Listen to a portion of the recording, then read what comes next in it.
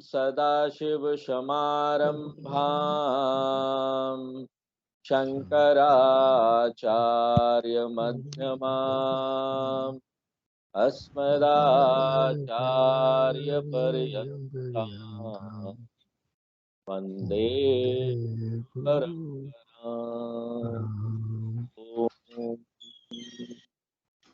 तो थोड़ा पीछे देख लेते हैं कि अभी तक हमने क्या जाना।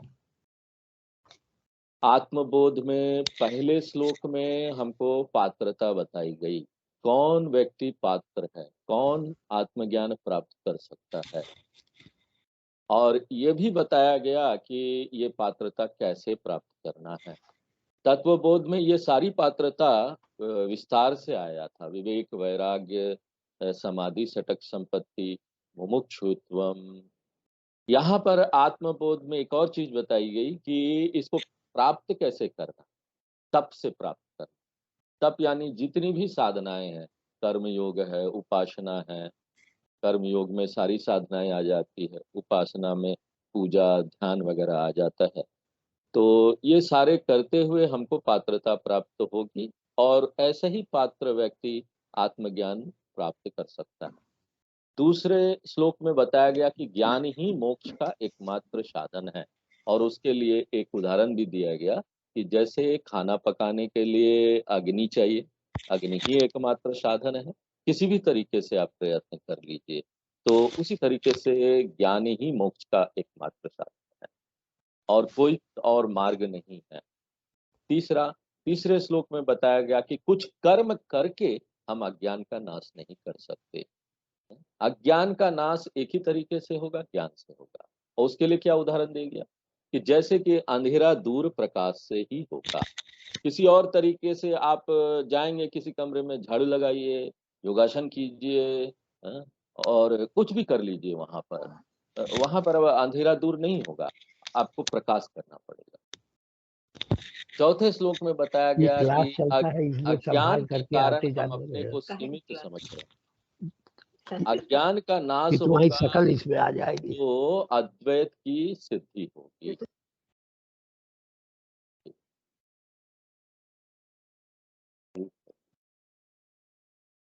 अज्ञान का नाश होगा तो अद्वैत की सिद्धि होगी।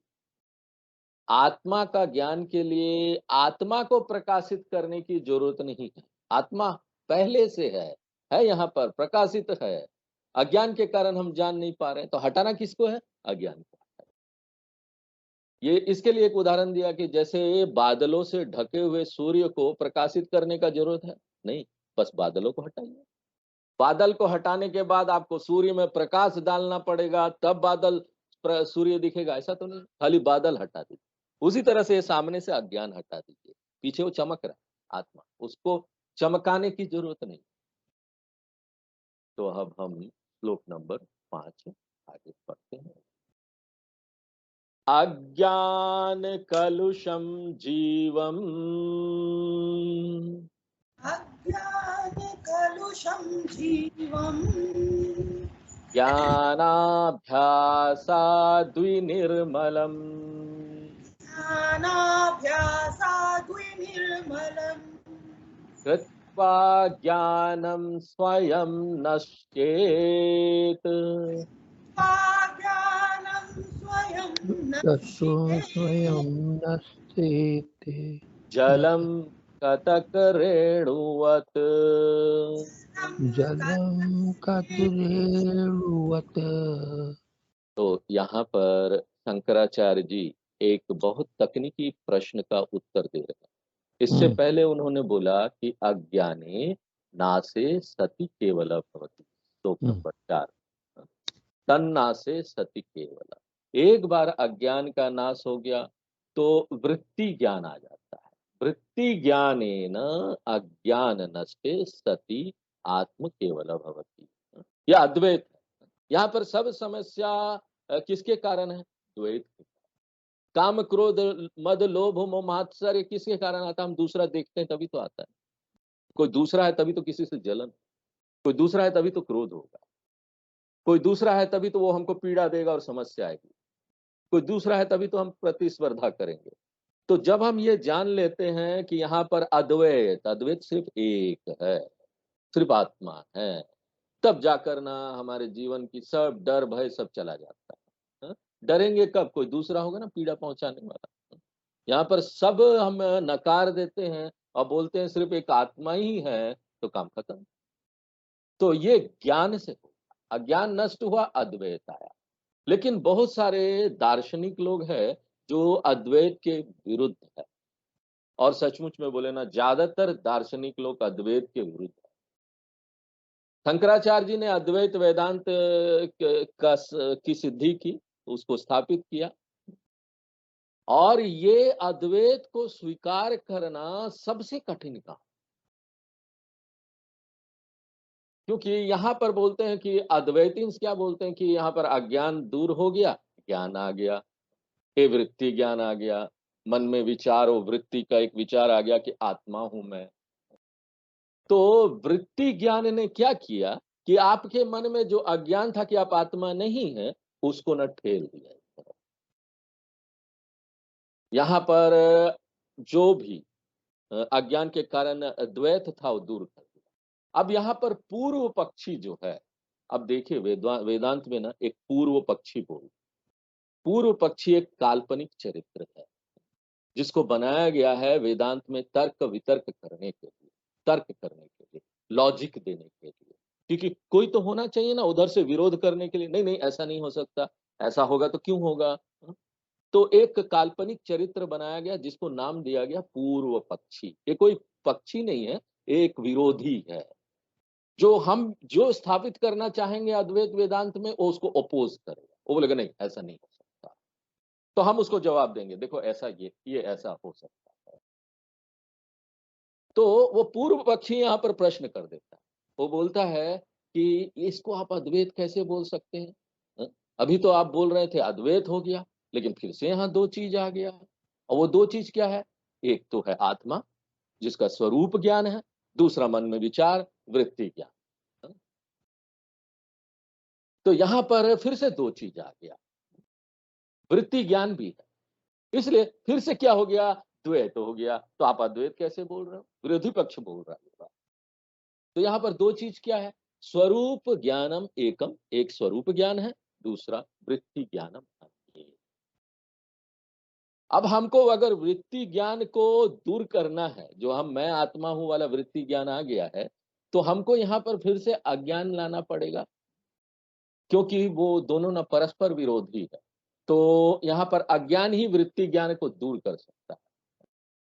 लेकिन क्या होता है कि यहाँ पर ना हम फिर से द्वैत में आ जाएंगे। तो इसके रिप्लाई में ये पूर्व पक्षी के रिप्लाई में शंकराचार्य जी बोलते हैं कि वृत्ति ज्ञान यहाँ पर अज्ञान को दूर करता है, और उसके बाद वृत्ति ज्ञान ना अपने आप चले जाए, द्वैत नहीं रहता। क्यों? क्योंकि हर एक वृत्ति ज्ञान जो है ना वो क्षणिकम है, कुछ मोमेंट के लिए यहाँ पर रहता है, हमेशा के लिए नहीं रहता। कोई भी देखिए वृत्ति, वृत्ति यानी एक विचार जो मन में आ रहा है, परमानेंट नहीं है, अस्थाई नहीं है। एक बार अज्ञान का नाश हो गया तो उसके बाद वृत्ति का ज्ञान ना जरूरी नहीं है, क्योंकि उसने अपना काम कर दिया, काम खत्म। देखिए यहाँ पर एक तर्क लॉजिक देते हैं कि यहाँ पर 2+2 = 4, 2 + 2 = 4, हम जान गए ना, तो हमारा अज्ञान चला गया। अब हम जानते हैं 2+2 = 4, और ये वृत्ति ज्ञान है हमारे अंदर, एक विचार वाला ज्ञान आ गया, 2+2 = 4। अब क्या हम इसको हमेशा चलाते रहेंगे? 2+2 = 4 नहीं, ये विचार को अब हमको अपने मन में रखने की जरूरत नहीं। एक बार अज्ञान चला गया तो उसका जो वृत्ति ज्ञान है ना वो भी चला जाएगा। हर समय हम नहीं रिपीट करते रहेंगे 2+2 = 4, हम जान गए हैं। कतम गतम एव अज्ञानस्य पुनर्जन्म नास्ति। अज्ञान फिर से पैदा नहीं हो सकता। एक बार ज्ञान ने अपना काम कर दिया तो वृत्ति ज्ञान को रखने की वो तो अपने आप नाश हो जाएगा, उसे नष्ट हो जाता है, हर समय नहीं चलाते रहेंगे यहाँ पर। इसलिए इस श्लोक में क्या बोल रहे हैं शंकराचार्य जी? अज्ञानम कलुष जीवम ज्ञानम विनिर्मलम करोति। तो जीव जो है, जो एक जीव है, व्यक्ति है, वो अभी न दूषित है। किससे दूषित है? अज्ञान से। तो जीव यहाँ पर अज्ञान कलुष है, दूषित है। हाँ? और उसको उसका यहाँ पर उसका इलाज किससे किया जाएगा? ये दोष को कैसे हटाया जाएगा?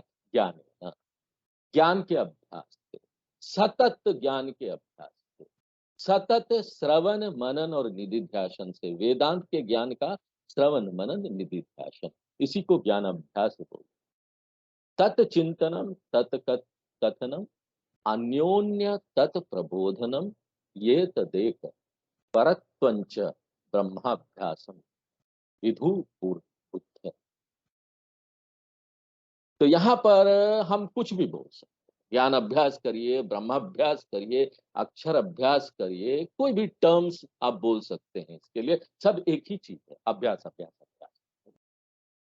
एक बार देखिए, हम किसी बच्चे को बोलते हैं कि अक्षर अभ्यास करना है, तो उद्देश्य क्या है? बाद में ना वो ब्रह्म अभ्यास आए। शुरू में हम अल्फाबेट देते हैं कि अक्षर अभ्यास करो, बाद में वो ब्रह्म रूप अक्षर अभ्यास में आएंगे, जो और कुछ नहीं, वेदांत के ज्ञान का श्रवण मनन निधिध्यासन है। इस प्रक्रिया से ये जो ज्ञान है वो पैदा होता है। और ये क्या करता है? विनिर्मलम कृत्वा, वो हमारे सारे जो कलुषम है ना, जो यहाँ पर गंदगी है ना, जो अज्ञान है ना, उसको दूर करता है। तो फिर ज्ञान का क्या होता है? यहाँ ज्ञान का अर्थ है वृत्ति ज्ञान। वो स्वयं नश्येत, बोल ऑटोमेटिकली वो डिस्ट्रॉय हो जाता है, तो नहीं रहता वो ज्ञान भी आपका उसको वो वृत्ति ज्ञान चला जाता है। एक बार वृत्ति ज्ञान चला गया तो प्रतिबिंब चैतन्य वो भी चला जाता है। क्योंकि देखिए, एक बार यहाँ पर दर्पण, हाँ, उसमें जो है ना, ये इसी तरीके से है। दर्पण में जो है ना, यहाँ पर प्रतिबिंब चला गया, हाँ, दर्पण हटाया, प्रतिबिंब चला गया। इसलिए वृत्ति नश्यति, वृत्ति प्रतिबिंब चैतन्यम अपि नश्यति। हमने आपको ग्रुप में डाला था कि ये प्रतिबिंब चैतन्य क्या है। प्रतिबिंब चैतन्य क्या है? यहाँ जो शरीर में है ना, आत्मा का हमको डायरेक्ट अनुभव नहीं होता।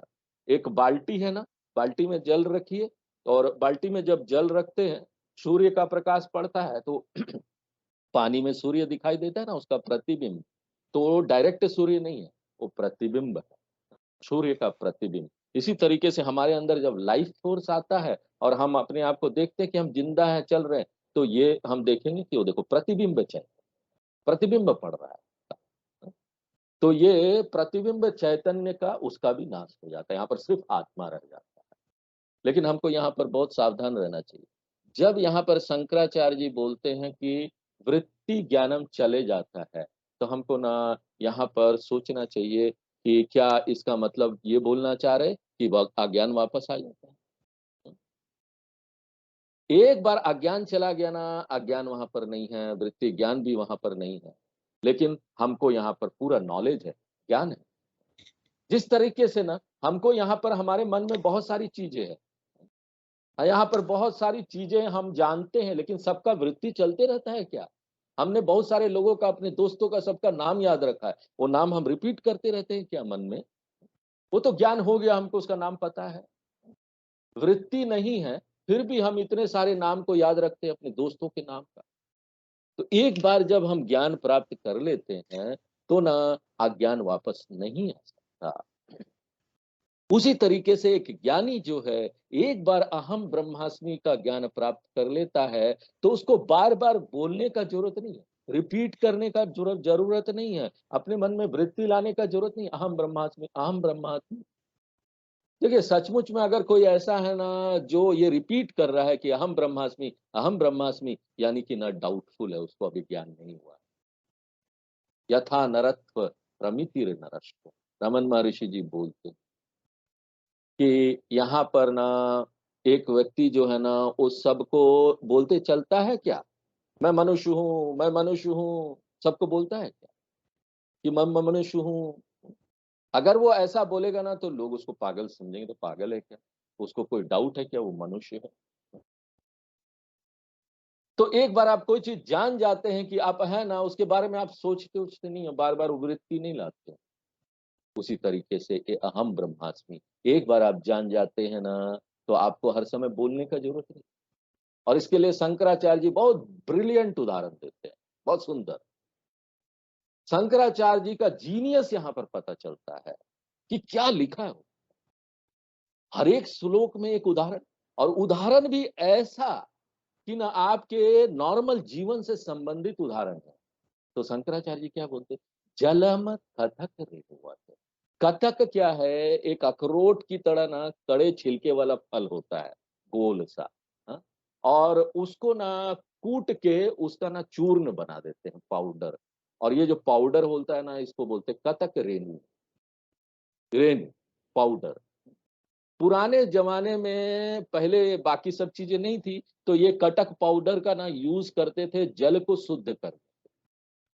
और ये जो ये कड़े छिलके वाला जो ये फल, इसका पाउडर है, इसका एक विशेष गुण है। इसको आप जल में, कोई बर्तन में, यहाँ पर पानी उनी है ना, उसमें डाल देंगे, तो वो पाउडर क्या करेगा, उसमें जितनी भी गंदगी है ना, उसको सोख लेगा। और गंदगी को सोखने के बाद अपने आप को भी सोख लेगा, और नीचे न तल में जाकर बैठ जाएगा। तो यहाँ पर सारी जल की अशुद्धता चली गई, और वो जो पाउडर था वो भी नहीं रहता है, वो भी जल में नीचे जाकर बैठ जाता है। तो पानी क्या होता है ना, क्रिस्टल क्लियर हो जाता है, पीने वाला पानी हो जाता है, साफ हो जाता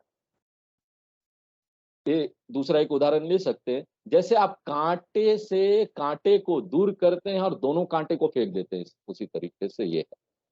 ये जो पाउडर है, ये दूसरे डस्ट वाले पाउडर को हटा देता है, सारी अशुद्धता हटा देता है, और खुद भी हट जाता है, खुद भी नहीं रहता, नीचे बैठ जाता है। आप उस पानी को आराम से पी सकते। यथा कटक रेणु जलम निर्मलम कृत्वा स्वयं अधा गच्छति, एवं वृत्ति ज्ञानम जीवनम निर्मलम कृत्वा स्वयं नश्यति। इसी प्रकार से वृत्ति ज्ञान जो है ना, वो जीव को निर्मल कर देता है, उसके अज्ञान को दूर कर देता है, और स्वयं ही नष्ट हो जाता है। तो ज्ञानी कौन है? ज्ञानी वो ब्रह्म है, जो ना अज्ञान और ज्ञान दो, जब कोई बोलता है ना कि ये ज्ञानी अज्ञान और ज्ञान से परे होता है, यही बात वहां पर आती है, यही चीज आपको वहां याद करना है। ज्ञानम अज्ञानम अतीतः अद्वैतात्मा। तो अब हम लोग छठा नंबर, संसार स्वप्न तुल्यो ही संसारः स्वप्नतुल्यो हि राग द्वेषादि शंकुलः रागद्वेषा रागद्वेषा अभिसङ्कुल स्वकाले सत्यवद भाति स्वकाले स्वकाले सत्यवति सत्यवद्भाति प्रबोधे सद्य सद्भवेत्। बोधे प्रभो सत्यसद्भवे। तो हम बोलते हैं अहम पूर्ण ब्रह्म। अपूर्ण जीव जो है, वो अज्ञान के कारण यहाँ पर अपने आप को अपूर्ण समझ रहा था, अब चले गया वो, तो हम पूर्ण ब्रह्म। अब हमको यहाँ पर ये विश्लेषण करना है कि ये जो अज्ञान है, ये हमारे लिए समस्या लेके आता है ना, किस तरीके से। अज्ञान का काम क्या है, उसका फंक्शन क्या है अज्ञान का, ये अज्ञान क्या मिसचिप करता है, क्या गलतियां करता है, क्या गड़बड़ करता है हमारे जीवन। अज्ञान को ना वेदांत में अलग अलग नामों से जाना जाता है। एक नाम है मूला विद्या, मूला जोड़ अविद्या, और दूसरा नाम अज्ञान का है माया। तो ये तीन नाम हो गए, अज्ञान, मूला अविद्या और माया। और ये जो अज्ञान या माया है ना, इसकी दो शक्ति है। दो शक्ति क्या क्या है, एक तो है विक्षेप शक्ति, और दूसरा है आवरण शक्ति। विक्षेप शक्ति यानी क्रिएटिव पावर, कोई चीज को बना देना, सृजन करना। विक्षेप यानी भर फेंकना, एक्सपांड करना, विस्तार करना। आवरण शक्ति यानी ढक देना, आपको मोहित कर देना, आपको समझ में नहीं आएगा क्या हो रहा है, कवर कर देते हैं, ढक देते हैं। तो विक्षेप शक्ति किसके कारण आता है? रजोगुण के कारण। और आवरण शक्ति का कैसे आता है? तमोगुण के कारण। तो अज्ञान और माया, कोई भी नाम बोल लीजिए, अज्ञान या माया, उसका दो शक्ति है। एक तो सृजन का शक्ति है, एक ना किसी चीज को ढक देने का शक्ति है, आपकी समझ को ढक देने का शक्ति। तो ये विक्षेप शक्ति, इसके माध्यम से, इसको लेकर अज्ञान जो है ना, ये इतना बड़ा दुनिया बना देती है, ये पूरी सृष्टि को बना देती है। सचमुच का ये नहीं है दुनिया, इसलिए तो हम इसको माया बोलते हैं ना। जैसे कि एक जादूगर है, वो अपने इंद्रजाल से यहाँ पर बहुत सारे वस्तुओं को बना देता है, मिथ्या वस्तुओं को। उसी तरह माया क्या करती है? जादूगरनी है, वो क्या करती है? यहाँ पर बहुत सारी चीजों को बना देती है, द्वैत प्रकरण, संसार को बना देती है। यहाँ पर ये दुनिया, इसमें इतनी चीजें हैं, ये सब माया ने बनाया। दुनिया में क्या आ जाता है? ध्यान रखिए, दुनिया में हमारा शरीर और मन भी आ जाता है, इसको भी माया ने। तो ये जो मिथ्या सृजन है, ये जो फॉल्स क्रिएशन है, या फिर हम अंग्रेजी में बोल सकते हैं प्रोजेक्शन, प्रोजेक्ट किया होता है, इसी को ना तकनीकी रूप से वेदांत में बोलते हैं अध्यास है। तो ये जो अज्ञान है, या मूला विद्या है, या फिर ये जो माया है, अपने विक्षेप शक्ति से ये पूरे सुंदर और अद्भुत दुनिया का निर्माण करती है। ये द्वैतवाद का निर्माण करती है, जो कि ना मिथ्या है।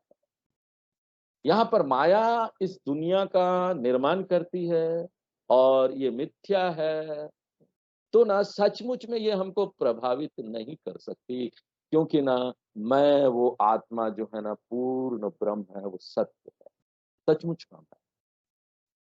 आत्मा कभी भी ये मिथ्या दुनिया से, जो माया ने बनाया है, उससे प्रभावित नहीं हो सकती। शंकराचार्य जी इसके लिए उदाहरण देते, क्या, जिस तरह से एक जगा हुआ व्यक्ति स्वप्न में जो भी उसको समस्या आया था, उससे प्रभावित होता है?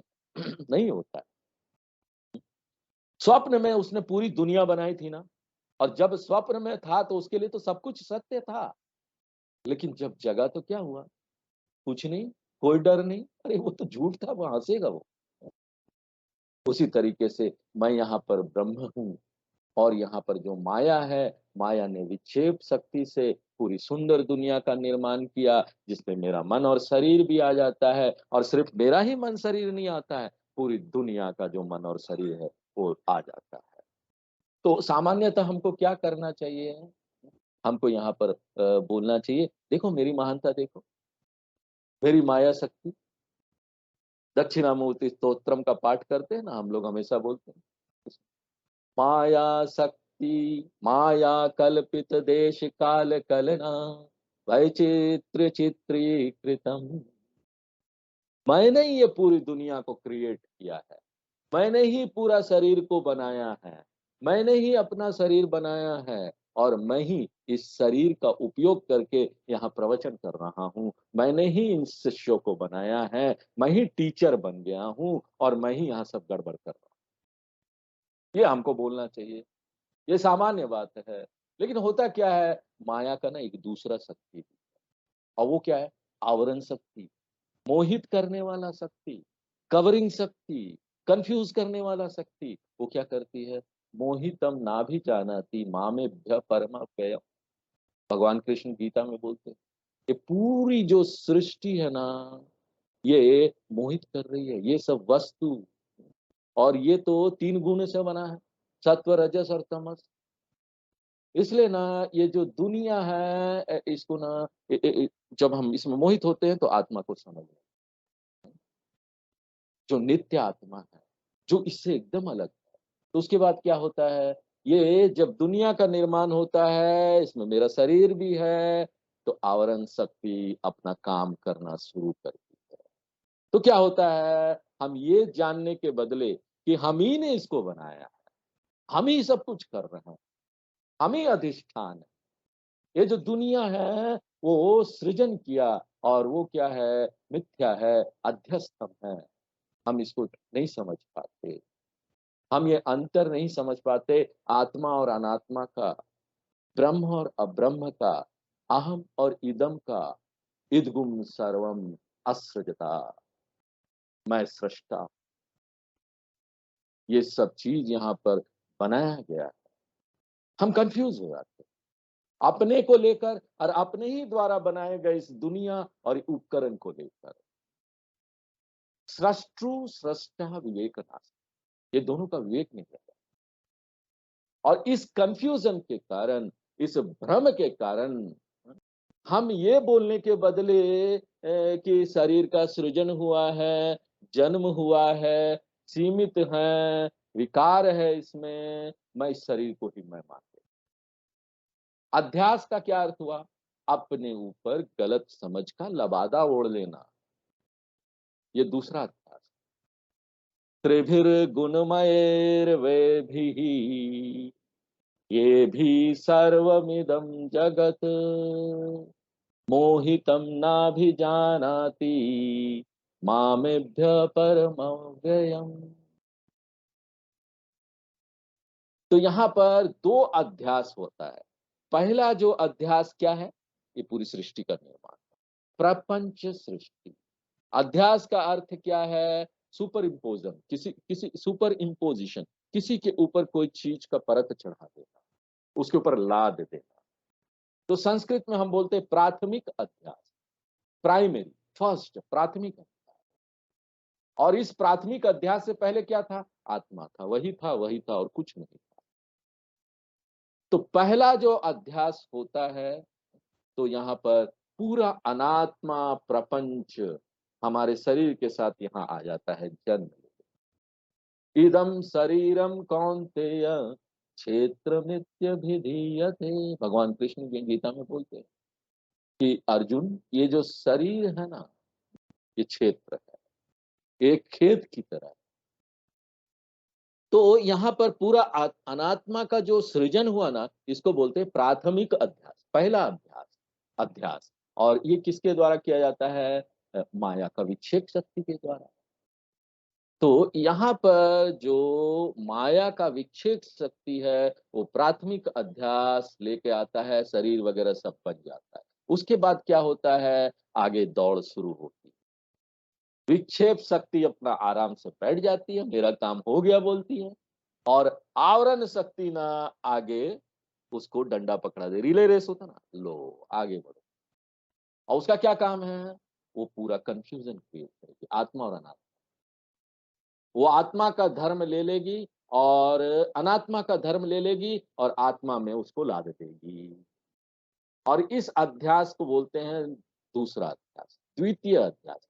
प्राथमिक अध्यास है, द्वितीय अध्यास। इस प्रक्रिया में शरीर, देखिए इस प्रक्रिया में क्या होता है, शरीर जो है उसका निर्माण होता, पहला अध्यास है। वो यहाँ पर क्या हुआ है कि यहाँ पर हम उसको कैसे लेते हैं कि ना, मैं यहाँ पर जो है ना अपने आप को बना, मय्ये व सकलम जातम मयि सर्वम प्रतिष्ठितम मयि सर्वम लयम याति तद ब्रह्मा द्वयम पश्यहम्। मेरे में यहाँ पर जो शुद्ध है ना, असीमित चेतनता, आत्मा, वो सब कुछ है, और उसी में ये पूरी सृष्टि का यहाँ अंदर निर्माण हुआ है, जैसे सपने में हम करते हैं। ये पूरी सृष्टि, ये पूरा जो संसार का वस्तु है, एंटायर क्रिएशन, और ये सब कुछ जो है वो अंततोगत्वा मेरे अंदर ही लय हो जाएगा। मैं ही वो अद्वैत हूँ, वो ब्रह्म हूँ। इसको बोलते हैं आत्मा अनात्मा अविवेक हो गया। वो उसका धर्म ये ले लेता है, दूसरों का धर्म वो ले लेता। अनात्मी अनात्मनि आत्मा धर्म अध्यास, आत्मनि अनात्मा धर्म अध्यास। देखिए यहाँ पर बहुत सारे टर्म्स को हम बोल रहे हैं। अगर कुछ ना समझ में आए तो इस समय आपको एटलीस्ट कान में ये टर्म्स चले जाएंगे, और आगे इसका पूरा इसी चीज का विस्तार होने वाला है। तो एक एक चीज आपको स्पष्ट हो जाए। अन्योन्यस्मिन् अन्योन्यात् मकत अन्योन्य धर्माश्च अध्यस्य इतरेतरा विवेकेन अहम इदम ममेडा। शंकराचार्य जी ब्रह्मसूत्र के भाष्य में बोलते हैं कि ये दूसरा अध्यास है। सृष्टि क्या है, वो पहला अध्यास है, पहला कंफ्यूजन है, पहला भ्रांति है। और दूसरा अध्यास यहाँ पर क्या है, देखिए, जब तक यहाँ पर अज्ञान चलता रहेगा, ये जो है आत्मा और अनात्मा का जो भ्रांति है, जो भ्रम है, वो चलता रहेगा।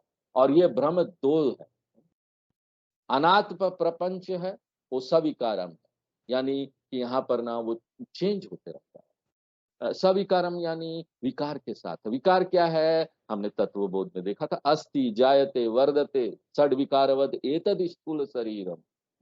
ये माँ के पेट में आता है, फिर जन्म होता है, फिर बढ़ता है, फिर एक समय आता है, थोड़ा थोड़ा बदलाव होता है, फिर धीरे धीरे इसका नष्ट होना शुरू हो जाता है। तो सविकार ये चेंजिंग नेचर है, बदलता है अनात्मा। उसको क्या किया है हमने, अपने ऊपर उसका लबादा ओढ़ लिया है। हम क्या बोलते हैं, अहम जातः अहम मरिष्य, मैंने जन्म लिया, मैं मर जाऊंगा, मैं बूढ़ा हो रहा हूं। इसको बोलते हैं अनात्मन अनात्मनः सविकारत्वम आत्मनि अध्यस्य अहम सविकारी इति बुद्धिम। तो यहाँ पर क्या है, अनात्मा। अनात्मा को क्या किया हमने, आत्मा में लाद दिया है। यही नहीं ये रुकता है, यहाँ पर अभी और गड़बड़ होना, एक दूसरे का चीज लेना बाकी है, अभी गड़बड़ होना है। अनात्मा प्रपंच सत्य है या मिथ्या, इसमें कोई शक नहीं है ना कि अनात्मा जो भी है यहाँ पर आत्मा के अलावा वो मिथ्या है। और मैं क्या हूं, सत्य हूं या मिथ्या, मैं सत्य हूं। तो ये जो सत्यत्वम है, जो मेरा है, आत्मा अहम, उसको क्या करते हैं हम, अनात्मा में डाल देते,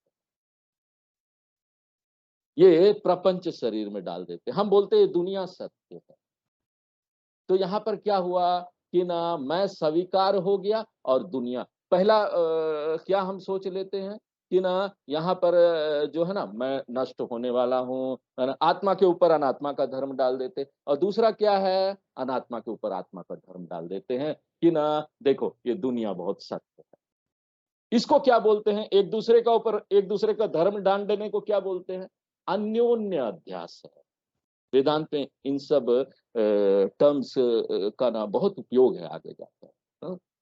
हमने दुनिया को सत्य मान लिया क्योंकि आत्मा का सत्य उसके ऊपर डाल दिया, दुनिया पे ऊपर, और दुनिया का असत्य को आत्मा में डाल दिया कि मैं तो मर जाऊंगा। इसको बोलते हैं अन्योन्य अध्यास, एक दूसरे के ऊपर अध्यास। और ये किससे होता है, आवरण शक्ति से होता है। विक्षेप शक्ति तो कोई अन्योन्य अध्यास नहीं कर सकता, क्योंकि वहां पर दो चीजें नहीं। विक्षेप शक्ति जब एक दुनिया बनाता है तब दो चीज आती है, तब जाकर अन्योन्य अध्यास होगा। उससे पहले कैसे होगा, जब दो चीज आएगी तभी तो हम उसका धर्म इधर ले लेंगे और इसका धर्म उधर डालेंगे। ये आवरण शक्ति है जो बाद में अन्योन्य अध्यास करती है। अब देखिए, इन दोनों में से हमको किस चीज को नष्ट करना है। हमारी जितनी भी आध्यात्मिक साधना है ना, वो क्या करता है पता है, आवरण शक्ति को नष्ट करता है। विक्षेप शक्ति जो दुनिया बनी ना, उसको, दुनिया को नष्ट नहीं। हमको यहाँ पर कुछ भी नहीं करना विक्षेप शक्ति को नष्ट करने के लिए। हम किससे संबंध रख रहे हैं अभी, आवरण शक्ति से। बस आवरण शक्ति को हमको हैंडल करना, इसको बोलते हैं तूला विद्या। पहला जो प्राथमिक अभ्यास था जिससे ये संसार बना, उसको बोलते मूला विद्या। और तूला विद्या यानी द्वितीय अध्यास जो है वो तूला विद्या है, उसको तूला विद्या है। आत्मज्ञान से ये जो तूला विद्या है, ये जो कंफ्यूजन है, जो भ्रम है आत्मा और अनात्मा के बीच में, इसको हम हैंडल कर लेते हैं। एक बार जब ये भ्रम चला जाता है तो ना, लो भैया, जो भी अनात्मा का है हैंड ओवर टू अनात्मा, ले लो, ये तो तुम्हारा है, फालतू का हमने उसको अपना मान लिया था।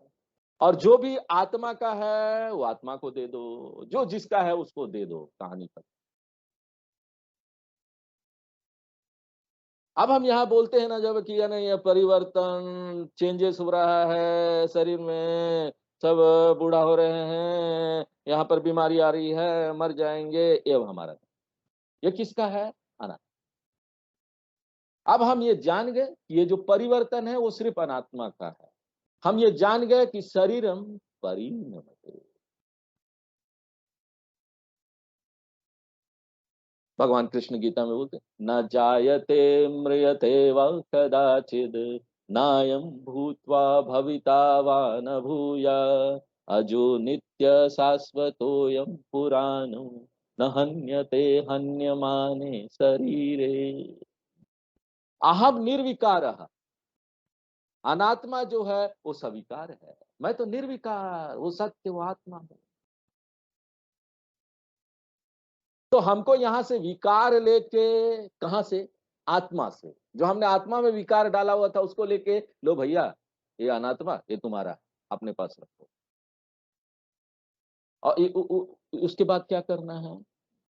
अनात्मा में यहां पर क्या बुद्धि है? सत्यत्व का बुद्धि। अब वो जो अनात्मा में हमने ये सोच रखा है कि दुनिया सत्य है, ये सब ठोस दिखाई देती है, सब ठीक है, सब सत्य चल रहा है, डर रहे थे इससे, उसको लेके ये सत्य को आत्मा में डालते हुए, आत्मा सत्य, तुरंत उसको लेके इसमें डाल देते। आत्मा अहम सत्य जगन मिथ्या, अहम ब्रह्म पूर्ण सत्यम अस्मि जगत मिथ्या अस्मि। और एक बार जब हम ये समस्या को सॉर्ट आउट कर लिए ना, तो उसके बाद आवरण शक्ति रहेगा या नहीं रहेगा? नहीं है। हमने आवरण शक्ति को हैंडल कर लिया। अब यहाँ पर प्रश्न ये उठता है कि ये दुनिया चलते रहेगी कि नहीं रहेगी? मेरा अज्ञान दूर हो गया, आपने बोला स्वामी जी स्वप्न है, सब स्वप्न है, तो दुनिया गायब हो जाएगी क्या? दुनिया चलते रहेगी कि नहीं चल रहेगी? देखिए, दुनिया तब रुकेगी जब यहाँ पर हमने विक्षेप शक्ति को हैंडल कर लिया है।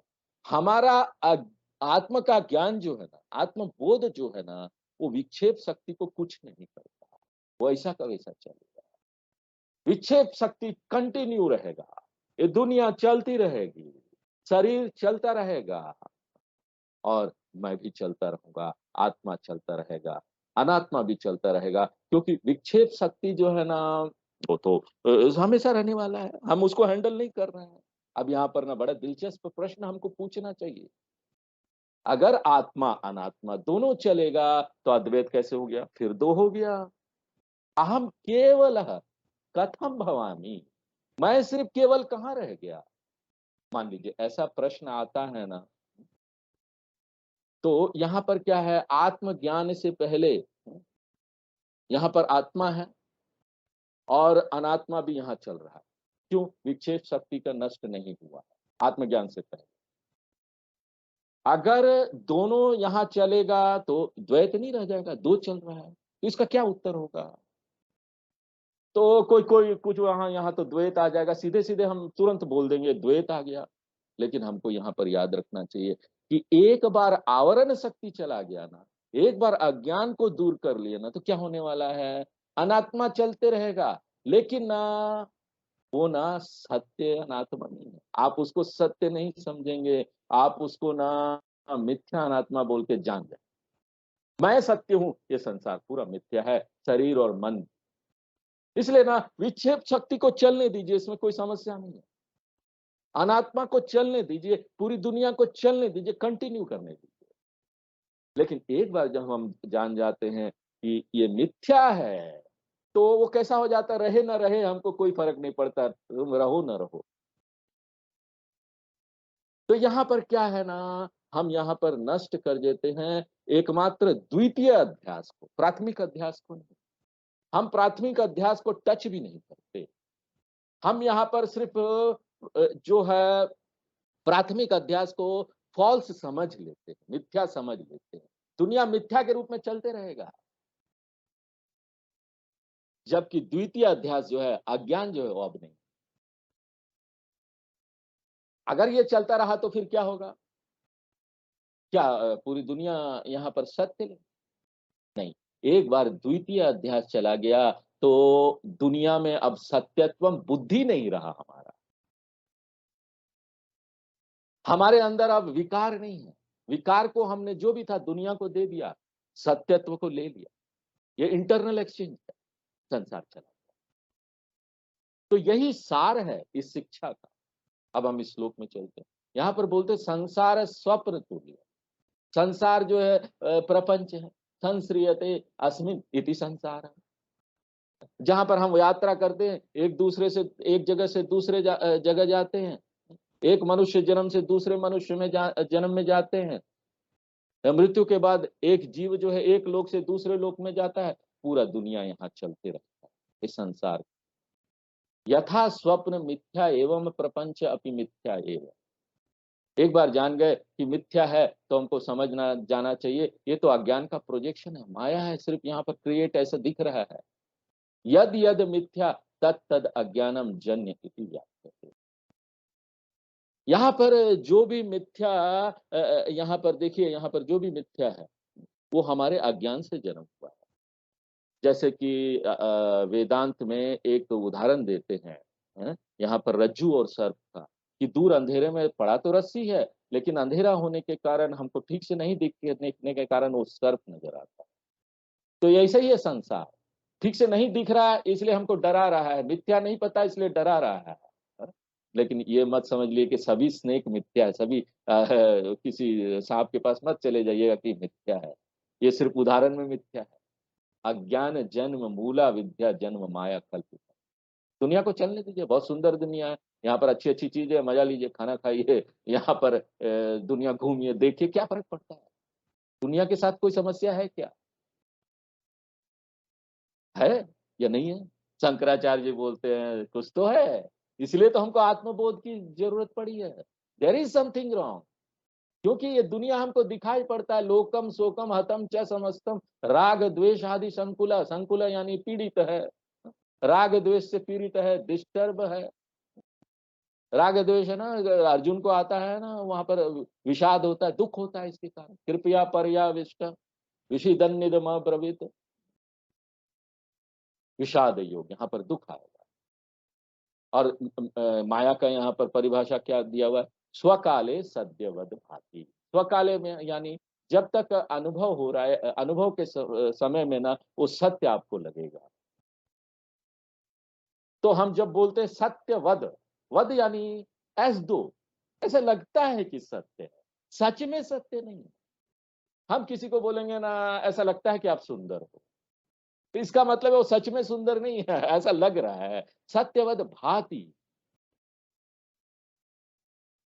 तो ये जो भाति शब्द है वो उसका अर्थ ना कि वो सत्य भी नहीं है और असत्य भी नहीं है, फिर क्या है? सत असध्याम अनिर्वचनीय मिथ्या। अनिर्वचनीय वेदांत में उसी को बोलते ना जो न सत्य है न असत्य है। ये दुनिया से परे स्वप्न की तरह है। स्वप्न में सब कुछ यहाँ पर देखिए सत्य नहीं है, कुछ भी सत्य नहीं है। यहाँ पर स्वप्न में कोई चीज खो जाता है तो आप उसको लेते, ये खो गया। जब जगते हैं तो पता चल जाता कुछ नहीं खोया, तो इसको मिथ्या बोलते हैं। तो हम यहाँ पर ये बोल सकते हैं कि देखिए यहाँ पर हम क्या क्या बोलते हैं, त्रिकाले अपि तिष्ठति सत्य। हमने वो सत्य का डेफिनेशन भी देखा था, तत्व को जो तीनों काल में रहे वही सत्य है, जो तीनों काल में नहीं रहे वो सत्य है। भूतकाल वर्तमान भविष्य अगर है तो सत्य है। तो यहाँ पर हमने क्या देखा कि संसार जो है प्राथमिक अध्यास है, जो मूला विद्या से आता है, और यहाँ पर वो यहाँ पर विक्षेप शक्ति लेके आता, और यहाँ पर जब आवरण शक्ति आती है तो ये जो है अज्ञान आ जाता है, गड़बड़ सब शुरू होता है।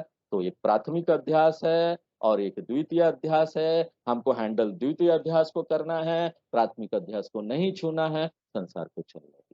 आज यहीं पे विराम देते, आगे पूर्णमदः पूर्णमिदं पूर्णात् पूर्णमुदच्यते पूर्णस्य पूर्णमादाय पूर्णमेवावशिष्यते। ओम शांति शांति।